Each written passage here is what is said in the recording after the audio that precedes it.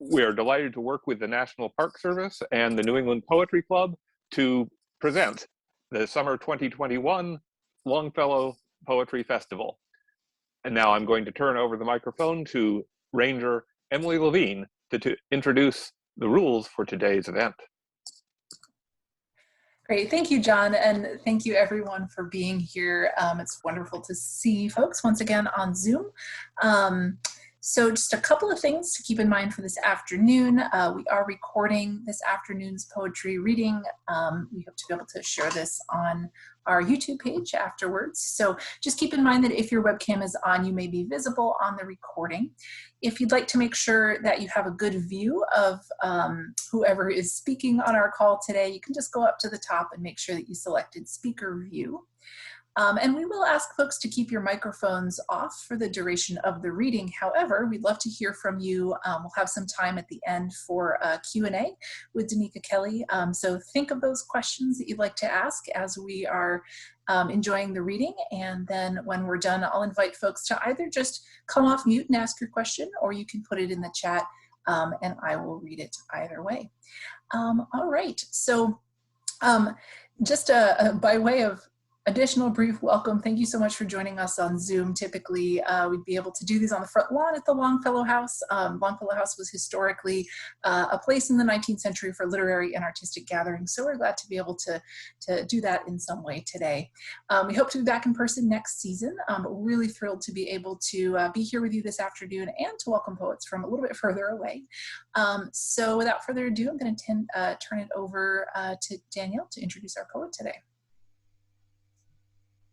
Thank you, Emily, and welcome everyone. My name is Daniela Grow-George, a member of the New England Poetry Club, who has the great pleasure of introducing Danika Kelly, who is the author of The Renunciations, published just this May, and Bestiary, published by Grey Wolf Press, as is The Renunciations.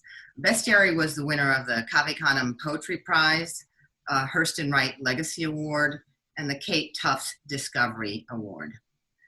Danika Kelly is a Cave Canem Graduate Fellow and a founding member of the collective Poets at the End of the World. Her poems have been published in The New Yorker, The Paris Review, and Fog Lifter. She's an assistant professor at the University of Iowa, where she teaches creative writing. In reading her work, I'm struck by her exquisite attention to language and her understanding, for example, of the power of a single word, what it can do, what it can shift. There's a poem entitled How to Be Alone in Bestiary, which contains the following. Home is where your dogs are. Home is where your gods are. There's a condensation in the work that I find really, really amazing. A pressure she seems to apply to the poems, which then expand in the reader's mind and in the reader's ear, or the hearer's ear. So I'm really happy to introduce Danika Kelly. Thank you, Danielle. Thank you for that really warm introduction. Thank you to the New England Poetry Club for having me, the Longfellow House. I'm so glad this could work out. Also, thank you, Wendy Dressler, for inviting me. I'm really thrilled to be joining y'all from Iowa. So I'm gonna read for about 25 minutes. I'm just gonna get my timer all set up. And I was looking at the description of the summer festival, Poetry as a Voice for Activism. And I thought I would read poems that were engaging with the natural world. A lot of my poems do this, some more directly, some, I'm gonna read some that are more directly engaged with like some climate crisis stuff. Recognizing, of course, that poems are not activism, but a means of witness, that record is important, but that in and of themselves, they don't necessarily affect change. Folks have to do that, we have to do that. So starting my timer, I'm going to read first from this little tiny chapbook that a friend of mine made named Jason Dodge. He runs the 500 Places Press out of Berlin. And I'm going to read just 2 poems out of this. And the first one, I was really struck by the stories of birds and other animals, but birds in particular, sort of eating plastic because they thought it was fish. It's like we really messed some things up all the way. But this poem is titled Pelican. What the bird knows: to nest in the rock or tree, to remain for a season faithful. A jerked neck, slick glide of fish. This is a way of dying, of being taken by something larger than yourself. You were always larger than something else. The cormorant, the pigeon, the swift tern. They nest inside your body. They struggle the whole way down. They are still and whole. Sometimes you mistake a bright, hard thing for scale and muscle. It will sit high in your breast, will be there always, even as your bones lace the rock, even as your bill tears away.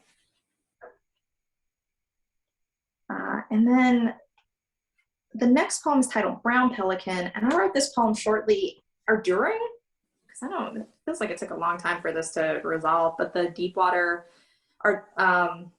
Horizon oil spill, which was, I don't know, that was a lot. I mean, I don't really have a lot to say about it, but this poem is titled Brown Pelican, and it's a Gulf bird. And I was watching a lot of videos about just how they were surviving or not, the oil spill down there. So this is titled Brown Pelican.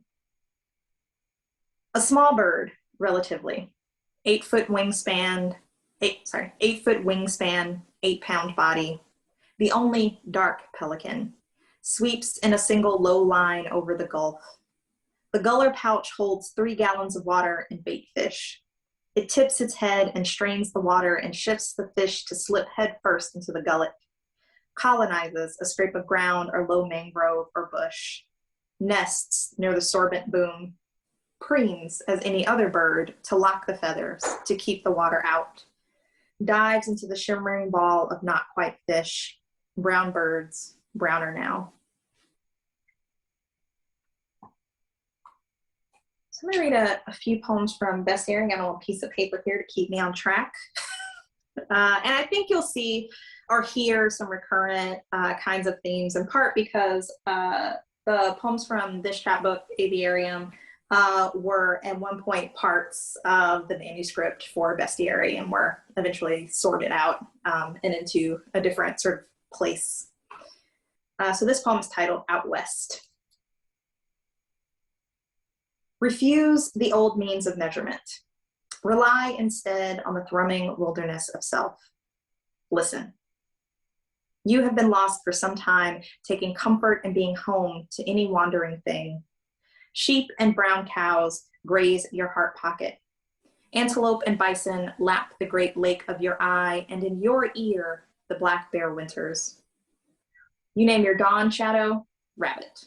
You name your dusk shadow, spur.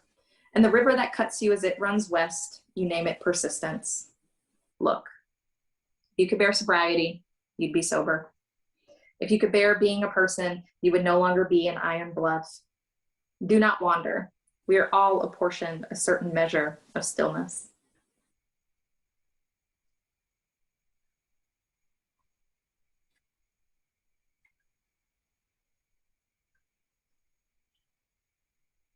So in 2008, my mom got sick. She coded. She was resuscitated. But there was a way that the person who came back is not quite my mom. There's a way that she was lost. And I turned to a few images that are, I think, pretty distinct from each other, as you'll see in the next 3 poems. But all of them sort of are pointing to that sort of sense of loss, even with someone still being there. So the first of these is titled Whale. Know first that she does not remain behind the baleen forever. Know too that the whale is unaware of the woman drowning on its tongue. And knowing this, recall the keening, the slow build of sound in the body, that we were afraid and pressed our fear low in our breast, held it alongside our breath, that the tenor of our grief matched so nearly the tenor of our hysteria. How finally there was no wail or breath or sound or woman. How finally there was only the body rising through the water toward the sun. The next poem is titled Ostrich, and there's a thing that happens with ostriches. So during the day, the female ostrich will brood. If you've seen a female ostrich, they're brown, and they sort of blend in to the savannah. And then the male ostriches brood at night. They brood the eggs at night, and which makes sense because if you've seen a male ostrich is black. So like they're giving you nighttime coverage. I remember watching this documentary, and when they change shifts, these birds, they do this dance of like recognition. And there was something about that felt so interesting to me, that felt so compelling. And so I wrote this poem, which is for my mom, titled Ostrich. The birds are spare here, more air than marrow in their small bones. There's a we, also spare, more fractured than sense. This we on the red metal swing figure one another with desire and failure. To be knowable, to be known, but no. No reciprocal dance of recognition, no mirroring eye, but brooding, and the mosquitoes, and the drooping birds, and the waiting for a deepening night. Arkansas Love Song. Fences break a landscape the way a body makes a road. Somewhere between Memphis and home, the shoulder collects masses of hide and blood and white tendon. The road binds us one to another, and I try to make the binding mean something about forgetting and the failures of resurrection. This is a failure. The disarticulated wing stands for a disarticulated wing. The rusted breast, the same. This is not about my mother. Another failure. It is about nothing else.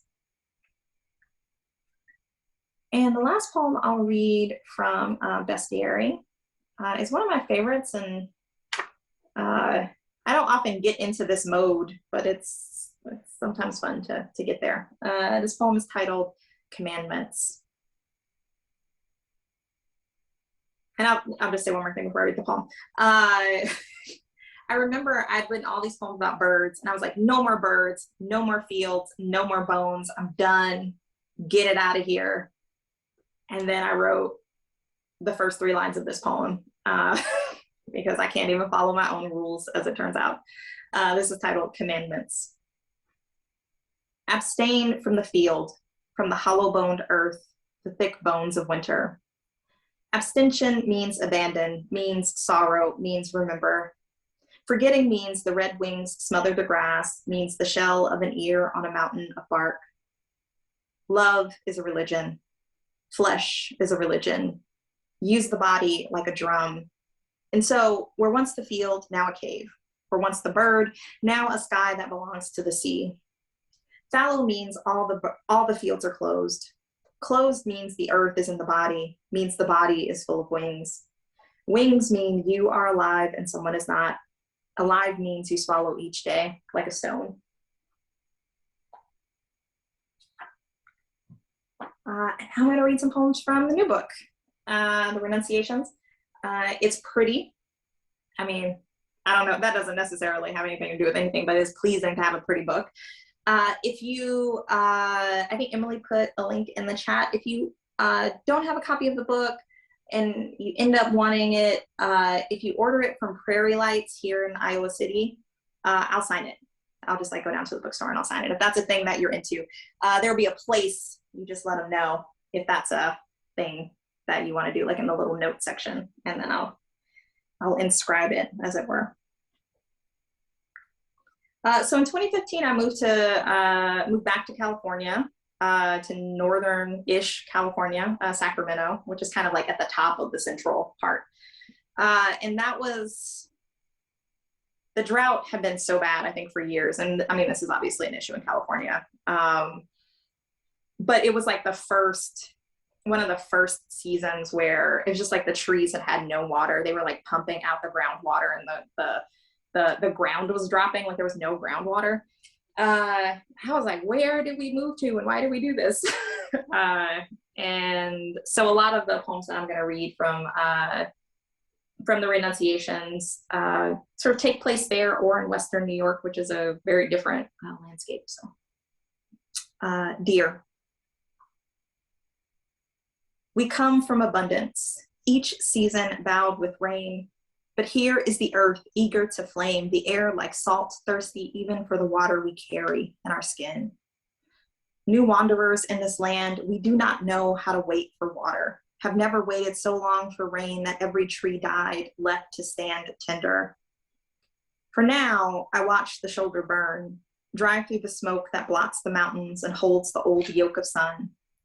I know nothing of fire, its reach, its spread, know only that every body makes its own ash, manages its own diminishing.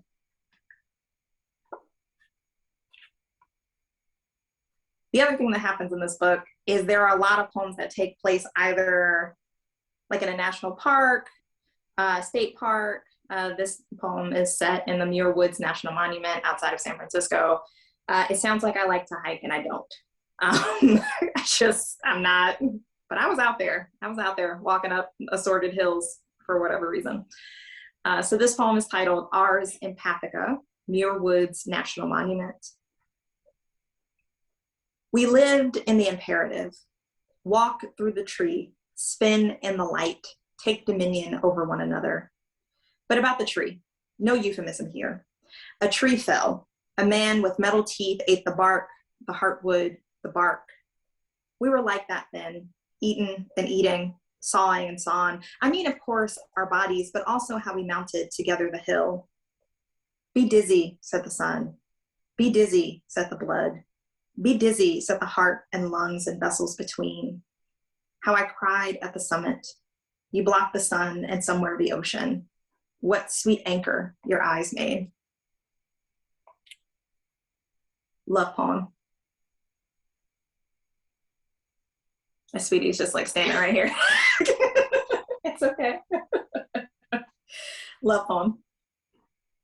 Let us be ocean and coast, a taking into and over one another, shifting sediment, a breaking down of rock, dredge, and deposit, a series of prepositions meaning proximity, although the most of us extends away from one another. Once in winter, I ventured far inland, forgot the crash of gravity pulling you over me and away, forgot there is a place where we meet and retreat but never let go. Let this be a moment of remembering my love as I stand at the edge of myself, cliff and seagrass and the screaming gull above, sighting your breath to the horizon. In the chapel of St. Mary's. I can't tell you what happened there, why I entered the sanctuary a non-believer, only that I've been thinking about worship, the altar of the body, and supplication for some time. My thoughts turn, as they often do in the season of absence, to my wife and how tired a God can get when called, and too often for little reason but loneliness. Of course, I don't mean God here, but rather the woman I love who alters the orbit of my life, pulls me with the density of light toward her, the draw thinner when she is farther away as she is now. I try to find comfort in the inevitability of science when what I lack is faith. The sanctuary, the stained glass, 4 girls saturating it with soft chatter, small pots of stargazer lilies, a lace ribbon for each pew. This place is full of faith in the unknown, and I don't know how to believe in what I cannot see. Tonight, I will drive through the foothills and into the valley. I will try to make a little practice to trust you are with me, even though you are somewhere else. Sorry, the old dog was making a request here.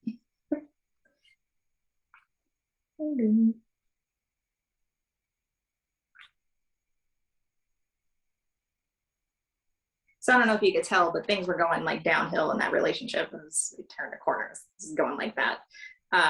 It was good to make the practice though. That was a good thing to do. So this is titled Deer. I am neither land nor timber, neither are you ocean nor celestial body. Rather, we are the small animals we've always been. Land and sea know each other at the threshold where they meet, as we know something of one another, having shown at different times some bit of flesh, some feeling. We call the showing knowing instead of practice. We said at different times, a feeling comes. What is the metaphor for two animals sharing the same space? Marriage? We shared a practice, a series of postures. See how I became a tree. And you? A body in space.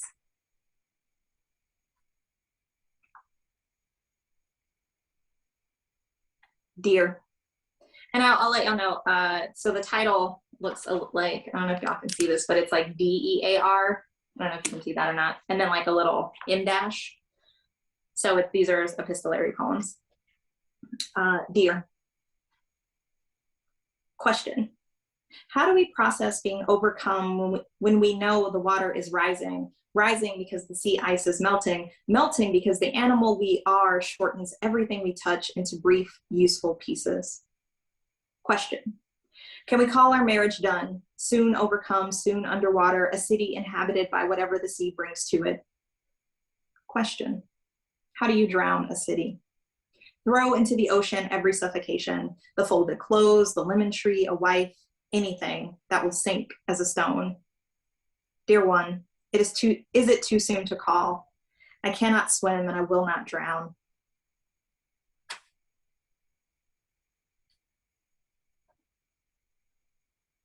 I thought I was going to read this other poem, but I think it's too hard. I think it might actually be too hard for me to read, just technically. So I moved to Western New York to about an hour and a half south of Buffalo. So like way out in the middle of nowhere, like just across the Pennsylvania border, like that far south in New York State. And every time it snowed, I thought ash was falling. And that was not my experience in California, but I just like my reference for snow was like non-existent.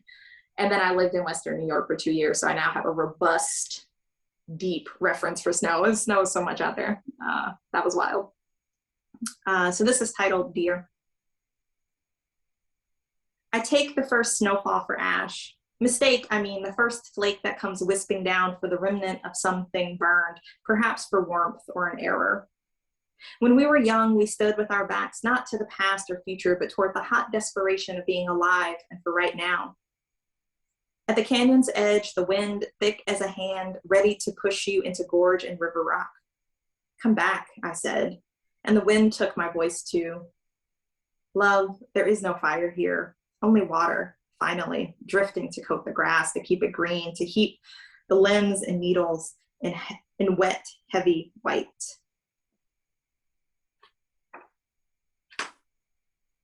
Where I end up, Western New York. We pushed through high desert into a new wilderness, the air filling with water and timber and rich earth the farther east we went, too far and older than anywhere I've ever lived and riven with loneliness. At night and alone, I imagine the ghosts this place carries pushing through the earth like water. I wonder whether the ones I carry will find a home here, or if they will wander with me, faithful and true.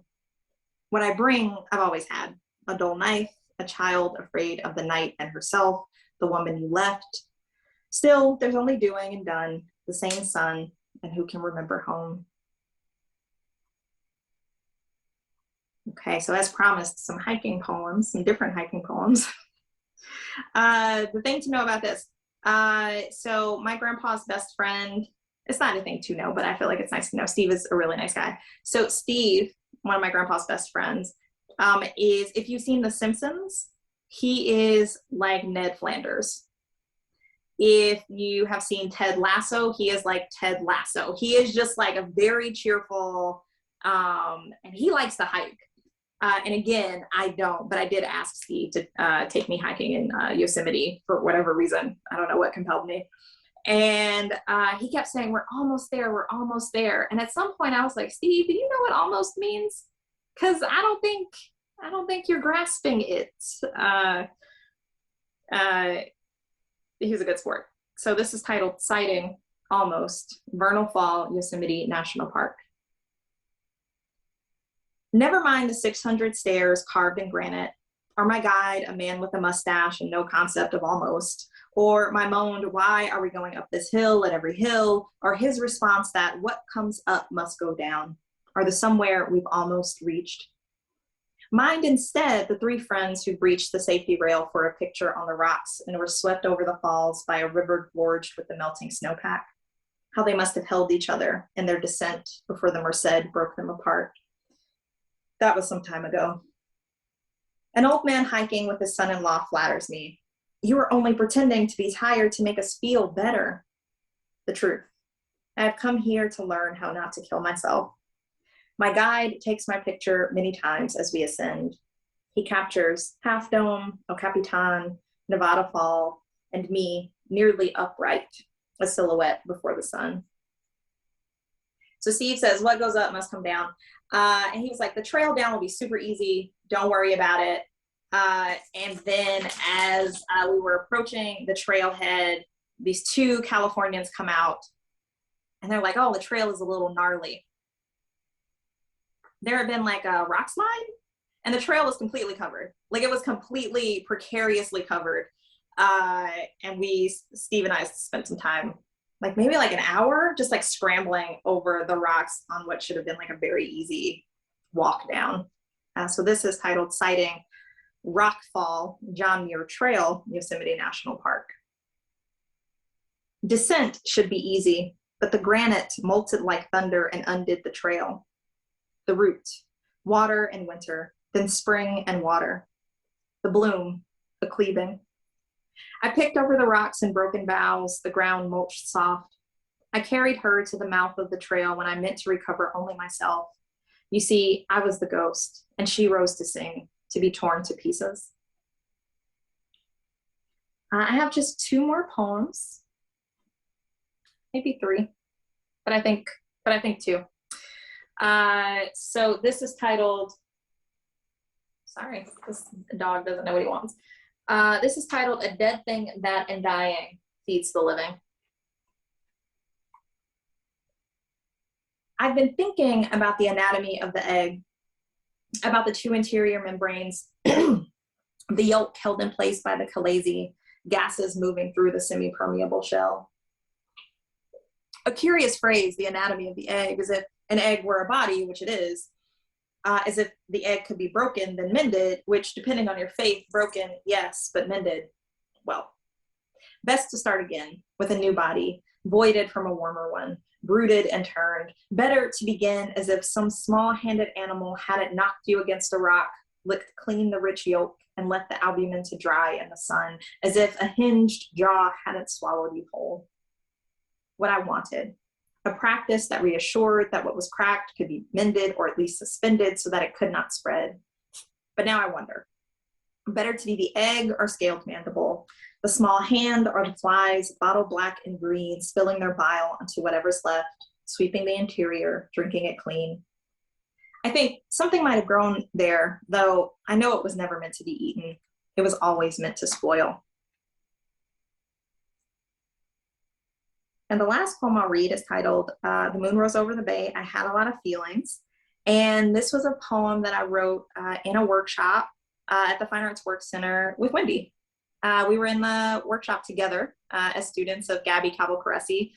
And this is one of several poems with the same title. But Gabby gave us a prompt, a writing prompt based on a Rita Dove writing prompt. And so we had to use all of these words.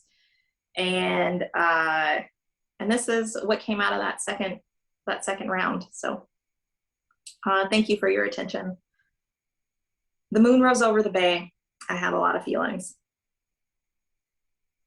The home I've been making inside myself started with a raising, a brush clearing, the thorn and nettle, the blackberry bush falling under the bush hog. Then I rested, A cycle fallow, said winter, said the ground is too cold to break pony, said I almost set fire to it all, lit a match, watched it ghost in the wind. Came the thaw, came the melting snowpack, the flooded river, new groundwater, the well risen.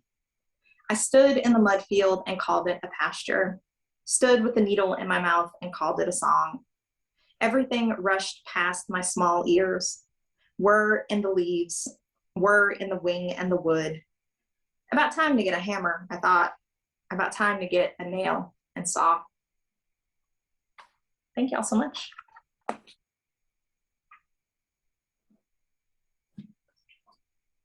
Oh, and I'm happy to take whatever questions folks have, you know, however small or big. Thank you. That was wonderful. And great to see your dog's ears. So yeah, folks, feel free to either put your questions in the chat. I'm happy to read them, or if you like, please come on off mute and ask your question directly.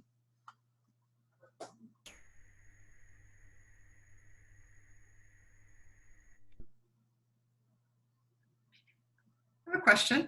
Yeah. All right. I was curious about how you thought about metaphor. There are instances in which you seem to refuse the metaphor. The disarticulated wing stands for a disarticulated wing, and then in commandments, the metaphor, the metaphor keeps like slipping and shifting. And then there are instances where everything is metaphor. So could you talk a little bit about this? Absolutely. It's been really interesting. That question has been coming up a lot lately, the question of metaphor. And so I think of metaphor as a tool that is useful for creating, for like intensifying the fact of something. And so like, let us be ocean and coast, right? Like that's a way to describe being in love, and it makes the two people no longer people, but like geological like phenomena or something, right? And there's something like really big and inevitable, but also inexorable about that. And so that poem, I remember I wrote that poem for my ex-wife when we were together. And there was some time later, she was like, we are not the ocean and the coast. She refused metaphor. She was like, no to the metaphor. And I think that, so then later there's like a bit of a reprise, right? It's like, oh, we're actually not. We're just like two like little animals living in a house together, as it turns out. So there's something for me about sort of raising something up, like with metaphor, elevating something up with the metaphor, right? So we're saying it is as big as this other thing that I'm comparing it to. And then there's something very satisfying then about coming back around and saying, actually, no, the thing that I'm describing here is actually very small. It's not big.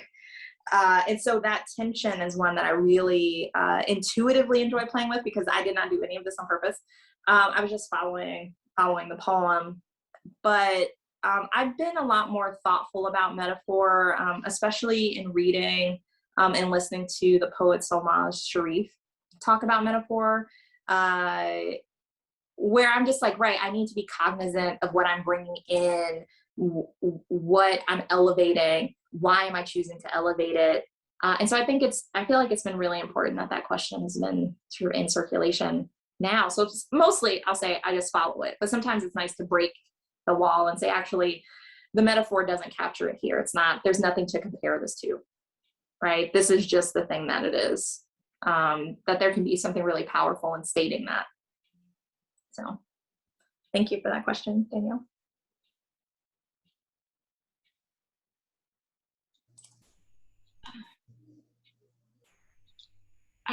I just wanted to say there's an incredible honesty and clarity in your poems. And I kept taking notes of what you were saying, and I hope I haven't done the wrong thing.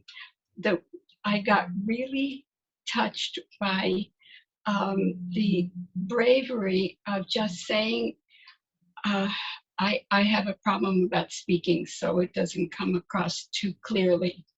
Um, um, I I can't believe in anything I cannot see. I really thought I never heard anybody willing to say that, and I was fascinated by it. And the body is its own ash. That's amazing. Thank you.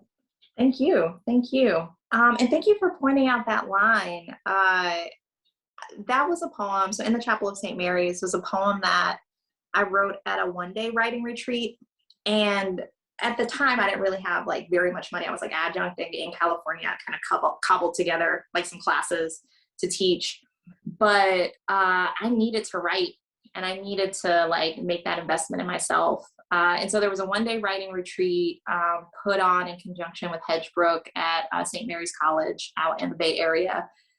And I had gone, like the first half of the day, I'd written a poem. I was like, I like this poem. This is great. We'd had lunch. I was just sitting after lunch in the chapel on campus, and there was, and the chapel was empty when I came in, but then these little girls started decorating it. I was like, oh, a wedding is about to happen. I guess I need to go back to my weird little dorm room and get back to work. And in the writing of that poem, I remember when I got to that line, I don't know how to believe in what I cannot see. I felt like I had admitted something to myself that I had never articulated out loud. And it felt like so jarring. It was like such a shocking, I was like, oh, this explains a lot of things. Like, it explains why I couldn't do chemistry because they're like, this is what happens. It's like, is it?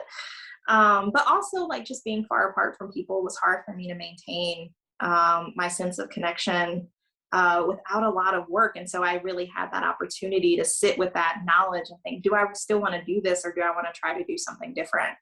And so I'm glad that line landed with you. It sounds like in a similar way to how it landed with me when it came out. So, so I appreciate that. There was a question, I peeked in the chat. There was a question about where's Iowa in the poems.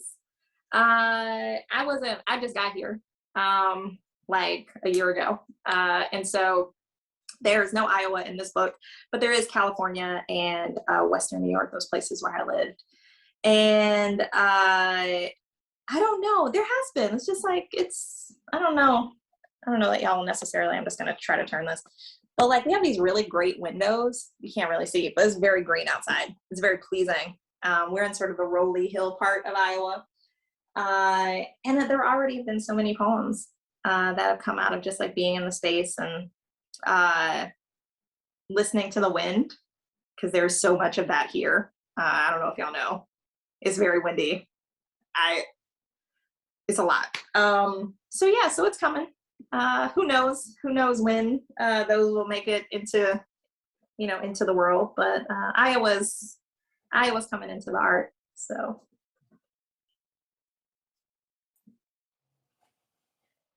Danika, so great to see you again, and I loved your reading so much.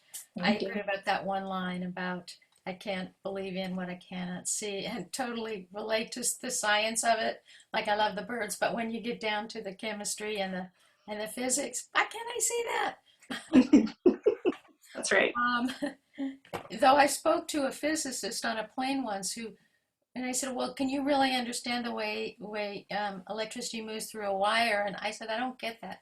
And he said, well, maybe I just make better metaphors. And I thought, what?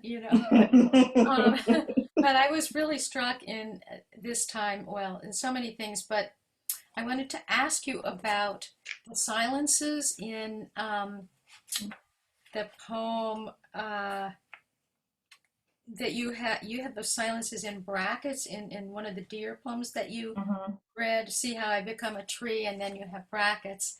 And yeah, it was so interesting because I wasn't sure how that was meant to be heard and read, and you brackets a body in space.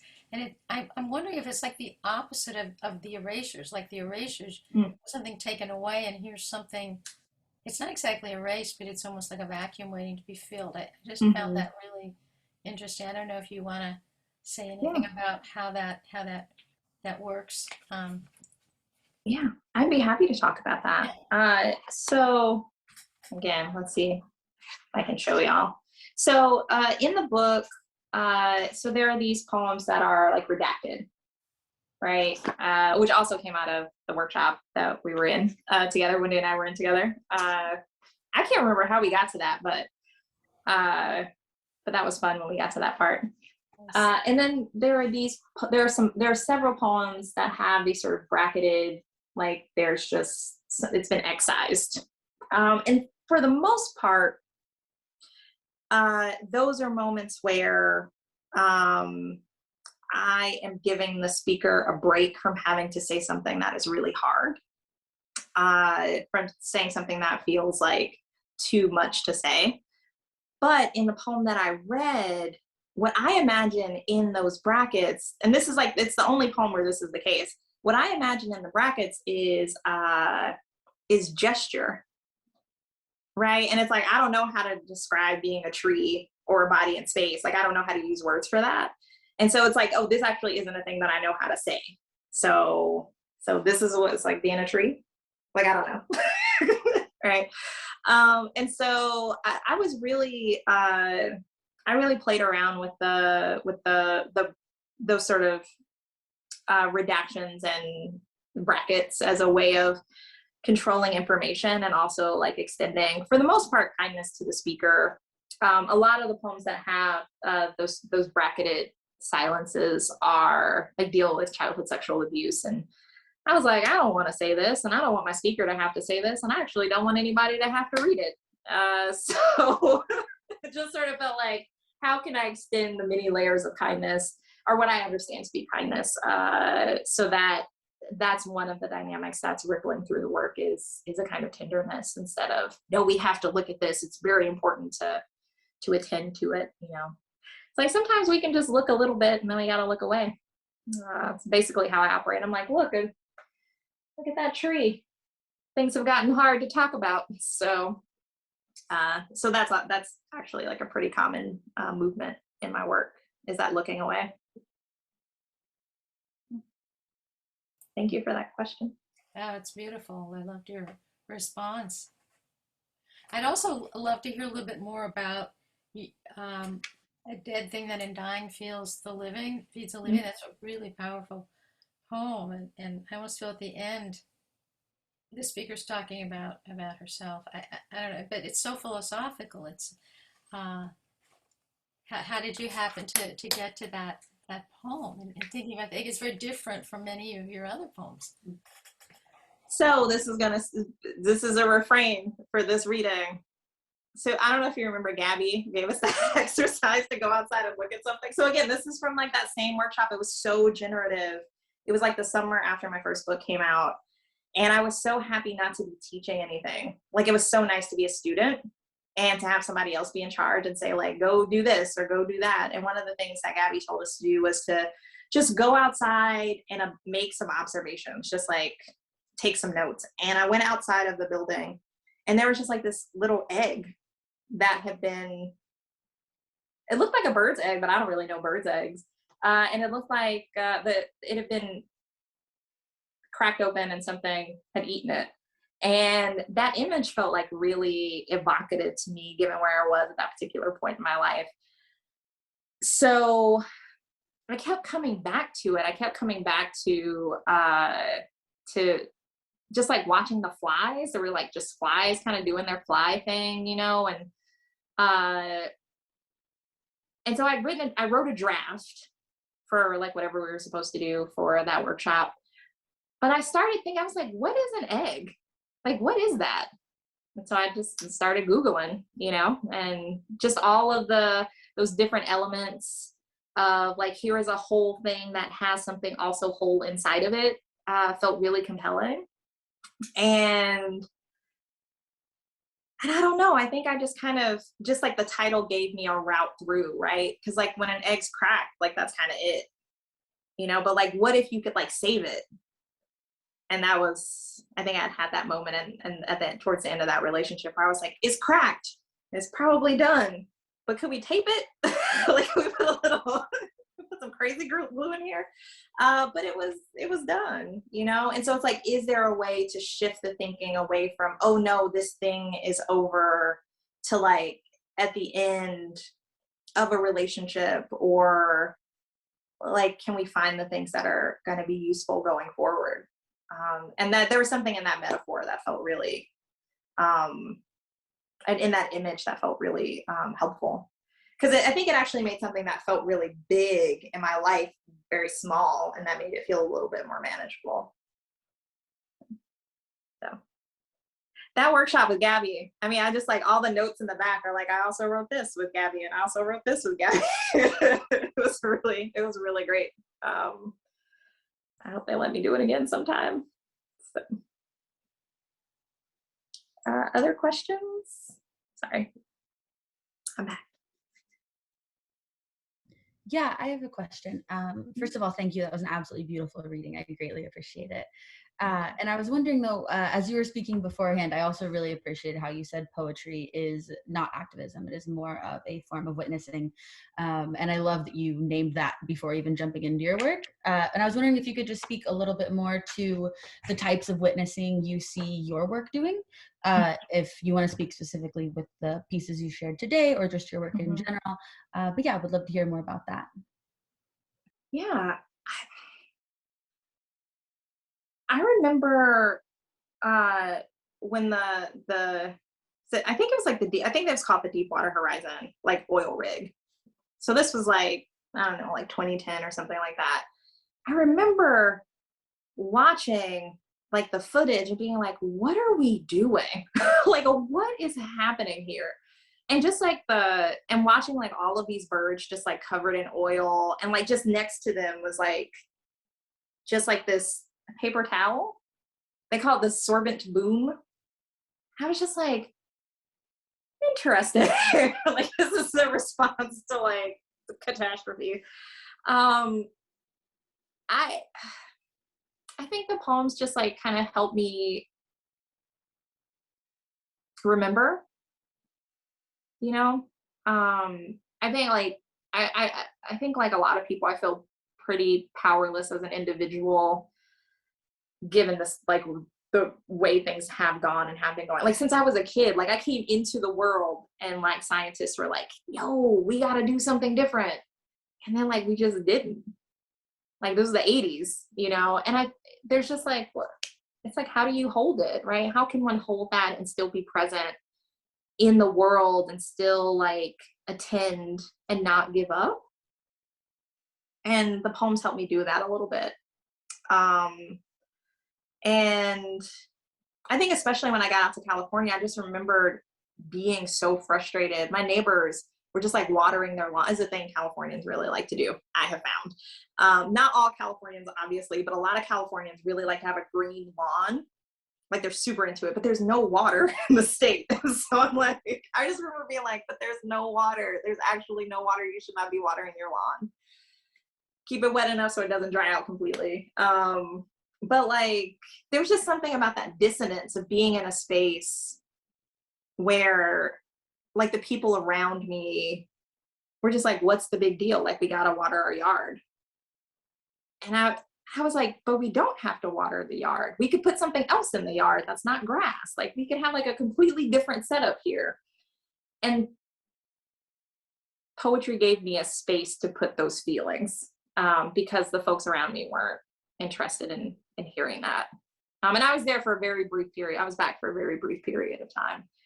But I just like, I couldn't understand sort of like witnessing the catastrophe that was around us and not paying attention to it. It just like, it felt really confusing. And it feels really small. It feels like a very small gesture on my part. So I don't always think about, you know, I don't know what work the poems can do, you know, except to say this is happening, and then some of us are paying some attention in some ways, you know. But I think that's true about poetry sort of generally. It's like, I don't know that there's much that we can do, but some of us are paying attention in some ways. seems to be the genre, the move in the genre. So, but thank you for that question. Madison, I imagine that was a rambling answer, but I appreciate you bringing us back to that point.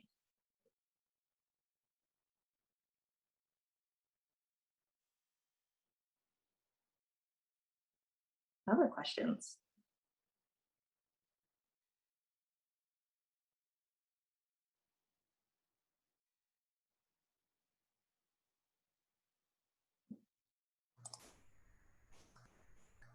I'm gonna let it go for another minute. We definitely have time for one more. So, Yeah. And a lot of really wonderful appreciation in the chat as well. If anybody would like to ask one more question, you can put that in the chat or feel free to come off mute. like, what is this? Ram's head on the wall. This is paper mache. This is a wooden deer. This is a pig, but then here's this other tiny small pig. So sweet. It's a javelina. It's really ugly. But it's like charming in its ugliness. I think like javelinas. So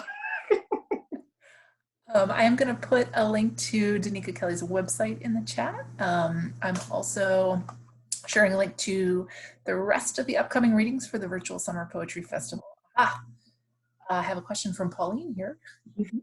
Pauline asks, for the poem about your hike to Vernal Falls, I'm curious at what point those thoughts and feelings in the poem came to you. During the hike, or was it in the reflection afterwards, or a mix of both? It was a bit of both. A lot of the event, so like part of that poem is just describing, right? Walking up the stairs with Steve. I was like, why are there so many stairs? The old man who was like, oh, you're just pretending to make us feel better. I was like wheezing. It's not a good cardiovascular situation here. And the story about the friends who one of them like went over the gate so to like take a picture on the rocks and then slipped, and then like I think their friends then went in to try to get them, and then they were all swept over. And I was like, this all feels like a lot, but I really had gone out there to just like try to stay alive, you know. So that was like I had gone out to spend time with my grandpa because I was in a bad place. And so I really felt that, like all of that in some ways, like that poem is really just description. Just like Steve walking up the hill, finding out about the young folks who went over the falls, the old man, like all of that was just like what happened, you know. And I'm pretty sure I wrote that poem within like a few months of that experience of just being like, well, I'm still here, still holding on, which I was grateful for. I was like, I did it. I did what I set out to do. And that didn't always feel so certain. So, yeah. I'm glad that my grandpa was there, that I could go be with him. And also that Steve was willing to go hiking again. People love to hike. I see some people are like, no, I don't. Thank you. My people. This has been really wonderful. Thank y'all so much for your questions. I'm really grateful that we got to spend some time together this afternoon. Well, thank you so much for a wonderful reading. We've got some virtual applause going on. I enjoyed this reading so much. I enjoyed everybody's questions, so thank you all for sharing this space. Would love to invite everyone to join us again next week, Sunday at 3 o'clock on Zoom for a reading with Tahimba Jess. And you can find the rest of the schedule at that link on our website. Once again, thanks to all of you. Thanks to Danika Kelly. Thanks to the New England Poetry Club and the Friends of the Longfellow House for making this possible. And we hope to see folks back here next week. Take care. Bye. Thank you.